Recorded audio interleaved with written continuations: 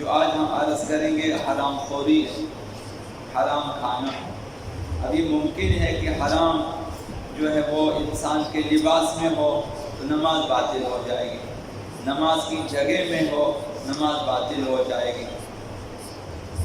ابھی ایک ایسے گھر میں جو مشترکہ ہے مثلا اور بعض وارثین کی طرف سے مثلا اجازت نہیں ہے تو آپ نماز پڑھی، نماز باطل ہوگی۔ وہاں پہ سب کی اجازت چاہیے، یا بعض لوگ شریک ہیں ایک ہی گھر میں تو وہاں تمام شرکاء کی اجازت کے بغیر نماز پڑھنا حرام ہے، باطل ہے۔ تو اسی طرح سے ہیں، لباس میں اگر حرام سے کمائے ہوئے پیسے لباس خریدے نماز پڑھے، نماز باطل ہے۔ تو اسی لیے جہاں پہ بھی آپ نماز پڑھنا چاہیں اس جگہ میں دقت کرنی چاہیے۔ آقا امیر المؤمنین علی علیہ السلام نے غالباً جناب خمین سے فرمایا کہ جہاں تو نماز پڑھتا ہے اس میں دقت کیا کرو، تو نماز کہاں پڑھ رہا ہے، توبہ ہونا چاہیے۔ جہاں آپ روزانہ کی نمازیں پڑھتے ہیں یا انفرادی نماز آپ پڑھتے ہیں یا جمعے کی نماز آپ پڑھتے ہیں یا مثلا عید کی نماز آپ پڑھتے ہیں، جہاں آپ پڑھتے ہیں وہ آپ کے لیے مباح اور شرعی طور پر بھی اشکال ہونا چاہیے۔ اگر بعض لوگوں کی مشترکہ جگہیں ہیں اور انسان بغیر اجازت کے پڑھے مثلا تو یہ حرام ہے، یا بعض لوگوں کی جو ہے آمدنی میں مثلا اشکالات ہیں، بعض لوگ ڈیوٹی پہ نہیں جاتے، تنخواہ لے لیتے ہیں، کھا لیتے ہیں، تنخواہیں حرام ہو جاتی ہیں۔ بعض لوگ پیسے دے کر کچھ فیصد جو ہے وہ محکمے کو دے دیتے ہیں کہ بھائی ڈیوٹی معاف کر دیں، وہ چند فیصد لے لیتے ہیں، 2000 10,000 دے کے باقی تنخواہ آپ کو دے دیتے ہیں، آپ کو چھٹی دے دیتے ہیں، بھائی تنخواہ کے دن آ جاؤ، تنخواہ لے لو اور جاؤ، ڈیوٹی معاف۔ وہ شرعاً جائز نہیں ہے۔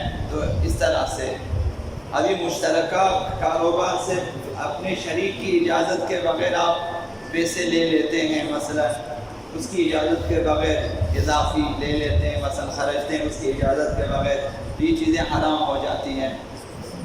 اور بعض لوگ مثلا گران فروشی کے ذریعہ، ذخیرہ اندوزی کے ذریعہ مثلا یا دھوکہ دہی کے ذریعہ 2 نمبر جو ہیں چیزوں کو 1 نمبر کہہ کر جو ہے بڑی قیمت میں فروخت کر دیتے ہیں، پھر کما لیتے ہیں، پھر حرام ہو جاتے ہیں۔ یہ بہت سارے موارد، حرام خوری ایک ایسا عنوان ہے کہ تقریباً ہمارے جو ہیں 70-80% لوگ گرفتار ہیں انہی چیزوں میں۔ تو یہ کہ اس سے عبادتیں خراب ہو جاتی ہیں۔ آقا رسول خدا صلی اللہ علیہ وسلم نے فرمایا ان للہ ملکا ینادی علی بیت المقدس کل لیلہ، ہر شب بیت المقدس پر آ کر ایک فرشتہ ندا دیتا ہے، قبلہ اول بیت المقدس فلسطین میں، وہاں ہر شب ایک فرشتہ آتا ہے خدا متعال کی طرف سے اور ندا دیتا ہے۔ ہر شب اس کی یہ ندا ہوتی ہے کہ من اکل حراما لم يقبل اللہ منہ صرفا ولا عدلا، جو شخص حرام کھاتا ہے کوئی صرف و عدل قبول نہیں ہے۔ پیغمبر اسلام نے فرمایا صرف و عدل کیا ہے؟ فرمایا والصرف نافلہ والعدل فریضہ، صرف سے مراد مستحبی عبادات ہیں اور عدل سے مراد فریضہ عبادتیں ہیں۔ واجب عبادتیں بھی خداوند قبول نہیں فرماتا، مستحب عبادتیں بھی خداوند قبول نہیں فرماتا۔ مثلا آپ صدقہ دیں گے خداوند قبول نہیں فرمائے گا، مستحب بھی ہے۔ واجبات بھی آپ نے ادا کی ہے، واجبات ادا ہو جاتی ہیں لیکن خداوند قبول نہیں کرتا۔ مثلا یہ چیزیں جو ہیں وہ پینڈنگ میں رہ جاتی ہیں، قبولیت کا دستخط نہیں ہوتا، ہو رہا کہ تعین کہ انسان توبہ کرے، اگر خدا نے توفیق دی اور گناہ معاف ہو جائے تب خداوند شاید قبول کرے۔ آقا رسول خدا صلی اللہ علیہ وآلہ وسلم نے فرمایا من اکل لقمۃ من حرام، ایک لقمہ اگر حرام کا کھائے، ایک لقمہ۔ ابھی ہم لوگ ایک دفعہ اگر کھانا کھاتے ہیں کم از کم اس میں جو ہے 25-30 یا 40 لقمے شاید ہم لوگ کھا لیتے ہیں، یہ ایک لقمے کی بات ہوئی ہے۔ ایک لقمہ حرام کا کھائے لم تقبل لہ صلاۃ 40 لیلہ، 40 راتوں تک 40 شبانہ روز اس کی عبادتوں کو خداوند قبول نہیں فرماتا، کیونکہ وہ 40 شبانہ روز تک اس کا اثر انسان کے جسم میں رہتا ہے ایک لقمے کا، جبکہ ہم نے اگر زیادہ کھایا یا اگر خدا نخواستہ ہم نے ایک عمر اگر کھا لیا تو نہیں معلوم کہ ہمارا کیا حساب کتاب ہوگا۔ انسان سوئے ہوتے ہیں، غفلت میں ہوتے ہیں، نہیں جاگتے۔ امیر المومنین نے فرمایا الناس نیام اذا ماتوا انتبہوا، سوئے ہوتے ہیں یہ لوگ، جب مریں گے تو جاگیں گے یہ لوگ۔ اب قبر میں جاگنے کا کیا فائدہ ہے، برزخ میں جاگنے کا کیا فائدہ ہے، وہاں جو ہے آپ کی کوئی دسترسی نہیں ہے۔ یہاں جاگنا چاہیے ہمیں سب کو کہ حرام خوری سے دستبردار ہو جائیں۔ چند دنوں کی دنیا ہے، اس میں حرام خوری کر کے کیا کریں گے؟ ہر مومن کو ایسا ہونا چاہیے کہ وہ اجتماع میں کھڑے ہو جائیں اور اعلان کریں اگر کسی کا حق ہے میری گردن پہ آؤ لے لو، ایسا ہونا چاہیے۔ پیغمبر اسلام نے آخری وقت میں یہی کام کیا، مسجد میں آیا، سب کو جمع کیا، اصحاب کو جمع کیا، فرمایا کہ میں جا رہا ہوں خدا کے پاس، کسی کا کوئی حق ہے تو آؤ لے لو مجھ سے۔ یہ سنت پیغمبر اسلام ہے۔ تو پیغمبر اسلام نے ہمیں ایک لقمہ اگر کھا لیا 40 راتوں تک عبادت نہیں ہے۔ وَكُلُّ لَحْمٍ يُنْبِتُهُ الْحَرَامُ فَالنَّارُ أَوْلَىٰ بِهِ، اب جس کا گوشت بڑے حرام سے، وہ گوشت وہ بدن لائق ہے جہنم کے لیے، لائق ہے جہنم ہے، وہ لائق جنت نہیں ہے۔ فرمایا کہ وَإِنَّ اللُّقْمَةَ الْوَاحِدَةَ تُنْبِتُ اللَّحْمَ، ایک لقمے سے بھی گوشت پڑتا ہے۔ ایک لقمہ بھی اگر معاف نہیں ہوا اور ہم گئے اس طرف، اگر ہمارا ویزا ہو گیا اس طرف، پھر ہم جو ہے چلیں گے ایک عرصہ، کیونکہ ایک لقمے سے بھی انسان کا گوشت بڑھتا ہے، خون بنتا ہے۔ آقا امام باقر علیہ السلام نے ارشاد فرمایا ان الرجل اذا اصاب مالا من حرام، اگر کسی انسان کے ہاتھ حرام طریقے سے مال آ جائے، رشوت کھا لیا مثلا، حرام جوا کھیل کے مثلا حاصل کیا، حرام طریقے سے مال آئی، گران فروشی کے ذریعہ حاصل کیا،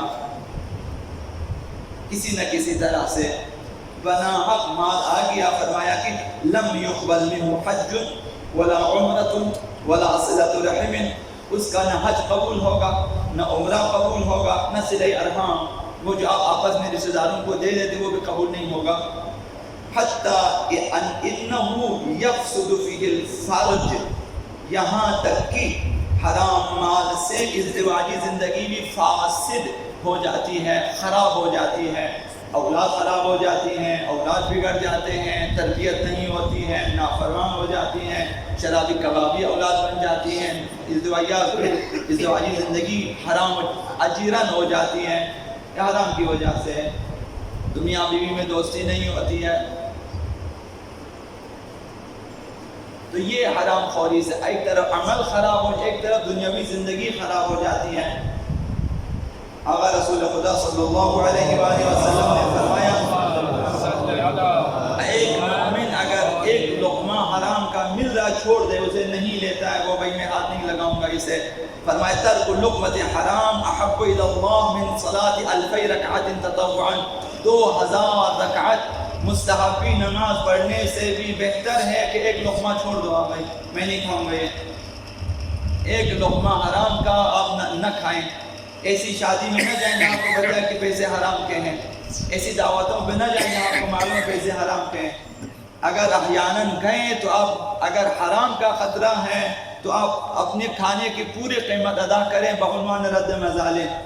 اگر آپ کو خمس زکوٰۃ کا ہے، خمس کا ہے، تو اپنے کھانے کا 20% حصہ نکالیں بعنوان خمس، تاکہ آپ پاک ہو جائیں۔ تو ایک لقمہ حرام کا چھوڑ دیں، مل رہا تھا نہیں کھایا، چھوڑ دیا، خدا متعال فرماتے 2000 رکعت پڑھنے سے بہتر ہے کہ یہ ایک لقمہ حرام کا مت کھاؤ۔ اب حرام کھا کر 2000 رکعت نماز پڑھنے سے بہتر ہے 2000 رکعت کو چھوڑ دیں، ایک حرام نہ کھائیں، وہ بہتر ہے۔ آقا رسول خدا صلی اللہ علیہ وآلہ وسلم نے فرمایا اب یہ احادیث ہیں، ممکن ہے کہ ہم نصیحت حاصل کریں، ممکن ہے کہ ہمارے اوپر ان کا مثلا اثر نہ ہو۔ پیغمبر نے فرمایا قیامت کے دن کچھ ایسے لوگوں کو لائے جائیں گے لہم من الحسنات کجبال تہامہ، مکے کے پہاڑوں کے جتنے اعمال ہوں گے ان کے پاس. اب مکہ جو لوگ گئے ہیں، غار ثور پہ جو لوگ چڑھے ہیں، غار حرا پہ جو لوگ چڑھے ہیں، باقی جو مثلا بدر احد وغیرہ میں جا کر دیکھیں کہ بڑے بڑے پہاڑ ہیں. فرمایا قیامت کے دن ایسے لوگ آئیں گے، ان کی عبادتیں پہاڑ، مکے کے پہاڑوں کے جتنے ان کے اعمال ہوں گے، عبادتیں ہوں گے. فَيُؤْمَرُ بِهِمْ إِلَى النَّارِ، انہیں بھی حکم ہوگا لے جا انہیں جہنم میں ڈال دے. اعمال کیے ہوئے انہوں نے پہاڑوں کی طرح، انہیں جہنم. سوال ہوگا کہ یہ لوگ نماز گزار بھی تو تھے، انہیں کیوں جہنم میں؟ پیغمبر صاحب نے فرمایا کانو، جواب آئے گا کہ کانو یصلون، یہ لوگ نماز بھی پڑھتے تھے، یصومون، روزہ بھی رکھتے تھے یہ لوگ. وَيَأْخُذُونَ وَهْنًا مِنَ اللَّيْلِ، رات کو اٹھ کر عبادت بھی کرتے تھے، تہجد گزار بھی تو تھے یہ لوگ، شبانہ عبادت کرنے والے بھی تھے. لیکنہم، ان کی غلطی کیا تھی؟ غلطی یہ تھی لیکنہم اذا لاح لهم شیء من الدنیا وتھبوا علیہ، جب دنیا کا مال مل جاتا تھا حلال و حرام کے بغیر مل جاتا، وثبوا علیہ، ٹوٹ پڑتے تھے یہ لوگ. نہ حلال دیکھا نہ حرام، دائیں بائیں ہاتھ جس سے بھی لگے ٹوٹ پڑتے تھے. انہیں حرام اور حلال کی پرواہ نہیں کرتے تھے، جائز و ناجائز کی پرواہ نہیں کرتے تھے. اب لوگوں نے تو مطلب ہم نے دیکھے ہیں اپنی عمر میں لاکھوں کروڑوں کی جائیداد اپنے پاس رکھے اور آج عبادت کرتے ہیں، شبانہ عبادت کر رہے ہیں. لوگوں کے مال رکھے ہوئے اپنے پاس کہ دیں گے دیں گے دیں. مجھے نہیں معلوم، ایسے سینکڑوں افراد کو میں جانتا ہوں کہ نہیں دیتے، کہ دیں گے پھر نہیں دیتے، کھا رہے ہیں کہ کھا رہے ہیں، پھر حج بھی کر رہے ہیں، سینچری ہاف سینچری انہوں نے ادا کی ہے. اسی طرح سے ہر سال مثلا شاید کربلا بھی جائیں اب امام حسین کے پاس، اب نہ